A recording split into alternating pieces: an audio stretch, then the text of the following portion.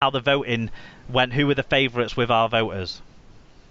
Yep. So, well, I'll do it in reverse order this time. So, Oldham scored 29% of the vote. Doncaster 46%, and so the two sides that we would have going up on the collective vote be Newcastle getting 47% and Workington with 50%. How did you feel about this one, Mark? I actually went the same way that those top two went. I like what Leon Price is doing at Workington. I think he's got the group working well. I think he's managed the transition into coaching players that are obviously substantially less gifted than he was. He's managed that transition really well, and I think they've got a decent side there. And then Newcastle, obviously they're in inverted commas the big spenders. They bought a couple of big names in to supplement a really good developing homegrown squad that the North East Academy has produced. So I just think that there's good feelings around those clubs. So that's why they're my tips. Yeah, and Alan, you went exactly the same way. I did, although I must admit Doncaster were in my considerations. The reason I didn't pick them is just because I think they're a bit more reliant on their dual reg relationship, or certainly they were last year, and their kind of ups and downs were kind of reflective of where Hull FC were in terms of their injury situation. So obviously Newcastle, as Mark said, Newcastle have invested, they've spent to come up.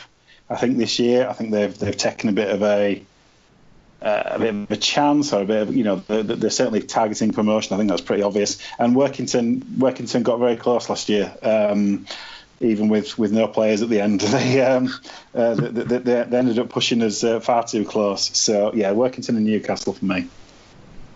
Yes, Sarah, you went with your own dual reg partner in Doncaster.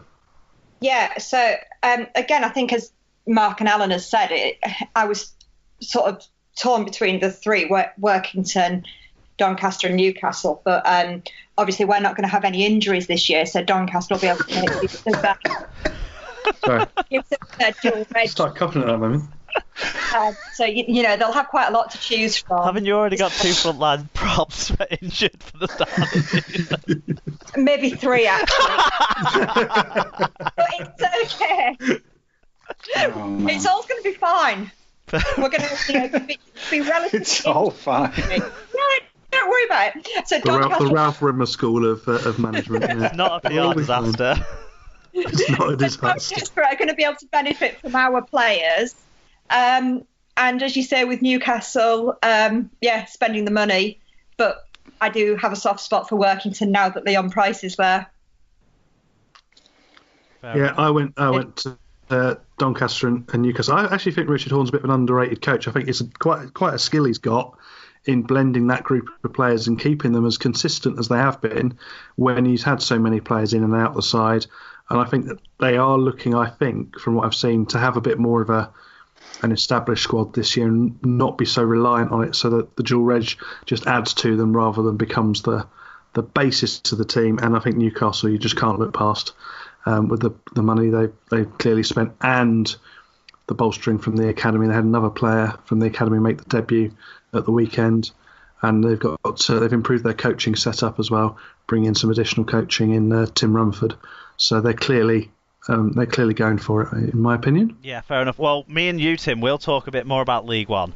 We'll do an SLP short, I think, to preview that competition separately in a couple of weeks' time, ahead of the opening weekend of League One fixtures, which is middle of Feb, isn't it? So we'll catch up on that. 17th of Feb is the first game. So it'll be the week before that. Excellent stuff. Right, the new thing we put on the predictions form this year was the Super League standing, so people could predict where they think each team's league position's going to be. So what I'm going to give you now is the overall picture that it came out. It was based on the highest to lowest ranked average league position that you guys all voted for. So we'll go through this. We'll see where all the sides are going to finish. We'll give you our views when we do the preview show, and that'll tell you where we think each side is going to finish. But for now, where the collective SLP family voted, all the hundreds of people who voted this time around, the average worked out as thus. In 12th place would be the London Broncos. In 11th place would be the Salford Red Devils. In 10th place would be Hull Kingston Rovers. In 9th place would be Huddersfield. In 8th place would be Hull FC. Wakefield would finish 7th based on the listener predictions. Catalans squeaking into the top half. It's 6th. Leeds finishing 5th, so taking that final playoff spot. Castleford getting 4th, and then the top 3, Wigan in 3rd, Warrington in 2nd, and St Helens in 1st, which isn't surprising when we refer back to the Cup and Grand Final winner voting. So that's how you as the collective went. What we'll do when we do the preview show is give you all of our individual thoughts on that. So that's a little tease for you to go and listen to the season preview show. We're now going to go through the best Say Whats.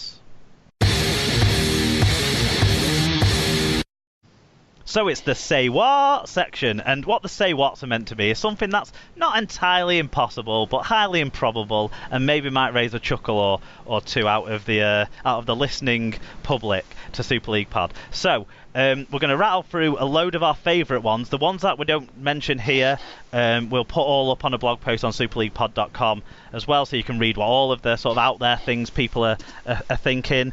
But we've kind of left out the ones that are just Salford to win the cup, because we've kind of talked about that already. But Alan, why don't you start with our old friend, full Brian Davies? Paul Brian Davis, he's definitely got into the spirit of it, says, Magic Weekend will smash the crowd record. London Broncos and Salford will battle it out to break the record as the worst Super League team of all time. Well, that might actually happen.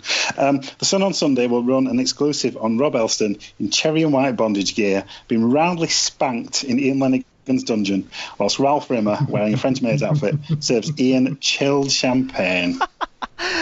That is very specific. It's specific, and you know, yeah.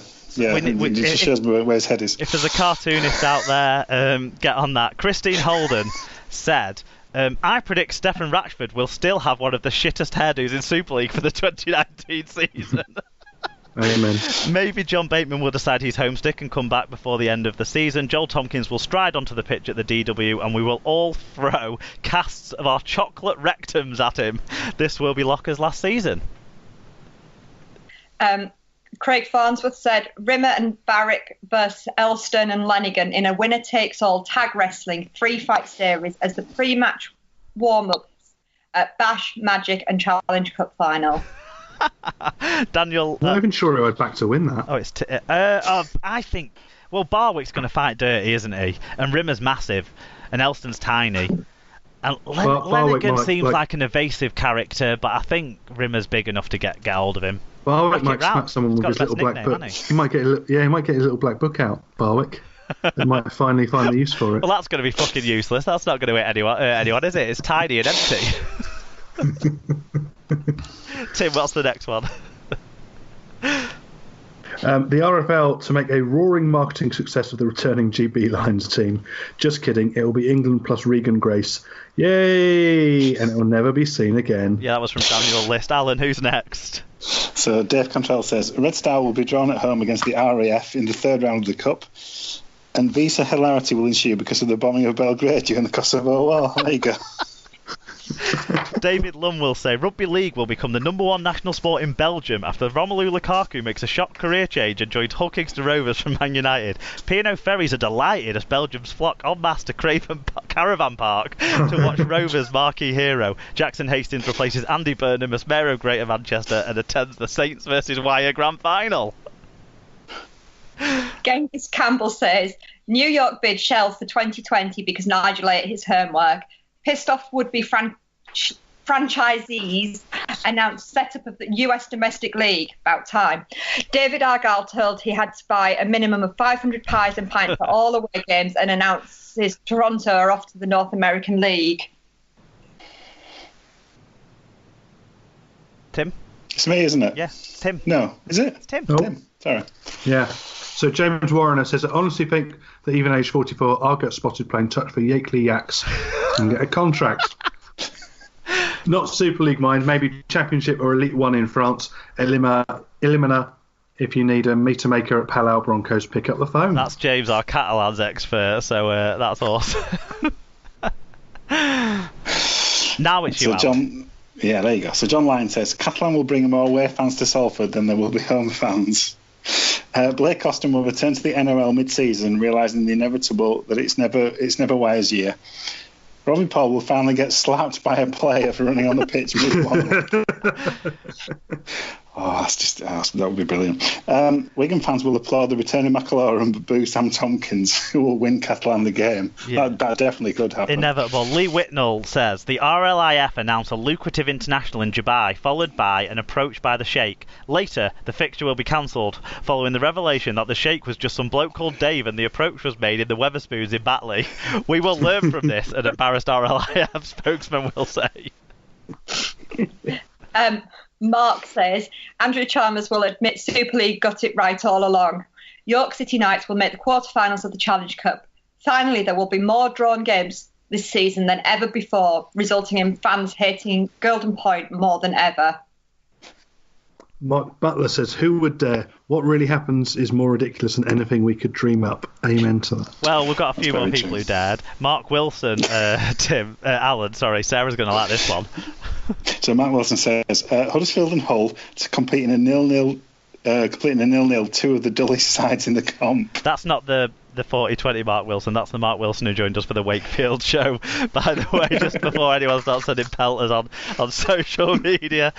Martin Simpson said all Championship and League One clubs will double the ticket price for children. Their lack of disposable income is having a detrimental effect on the sales of food, beer and club-branded merchandise. The RFL will fully endorse the move and, when parents complain, issue a statement regarding ongoing negotiations with clubs to find a plan B. Ollie Smith says, as a result of a no-deal Brexit, the Cup is trapped in French customs and the Cup final is played for a tinfoil replica. It'll be Bernard Gouache who gets the last laugh. Brilliant. Paige says Liam Watts to get at least 3 red cards. I mean, that's not even that out there, is it? I was going to say, I thought this was meant to be Say Whaaat. Yeah. Oh, he's a reformed character. Paul Chamberlain says McDermott to get sacked when his quirky, sarky, corporal style of management goes down like a Frank Spencer rerun, and Sean Wayne to be appointed after Scotland win the Six Nations. Rajan Tande says Warrington to win the grand final, and I think that's a bold enough prediction. But Ralph Rimmer to give up a third of his salary to fund development officers. I wish. Sean Lawless says Valentine Hearn signs for London Broncos in June after failing in the NFL trials. Tom Andrews says Radders the Dadders first to the Dole office. Mulhern for an England place. League structure will change again for 2020. Elston won't be in charge by the end of the season. Chris Houston somehow injures Bentham again. Well, it's from retired. the video ref truck. Yeah. Albert Nugget Slut Kelly goes off the rails. Junior Vai will be a phenomenon, and I win an SLP award. We need to make a Nugget Slut t-shirt. Well, Tom, it's a good start on the journey to an award. And finally, Tom Eckley says, I feel we've reached a point where the glorious return of Matthew Blythe is impossible, and I'm left with nothing. He's in Baghdad. Is he? Yeah. Doesn't mean he can't return. He's not a journalist. No, but he's busy working. Anyway, Alan, what was the rest of your prediction? And I'm left with nothing to hope for in life apart from a Ryan Atkins Man of Steel. That is ludicrous. Okay, right, so we also have reserved a special section where I'm just going to quickly rattle through all of the Zach Hardacre Say Whats, because as much as everyone wants to have a go at Zach, apparently everyone wants to talk about Zach. So we're going to run through the, I don't know, dozen maybe that we got just about Zach Hardacre. So Andy Barden says Zach Hardacre goes to Union. Cutthroat Jake says Zach Hardacre will swear off the booze and coke, this time for real. He'll become a poster child for abstinence. The example he sets for the kids will be so great, he'll be given the Wigan captaincy, followed by that as his country. As Man of Steel, England captain and Golden Boot winner, he'll tear apart Australia in a special test, winning man of the match.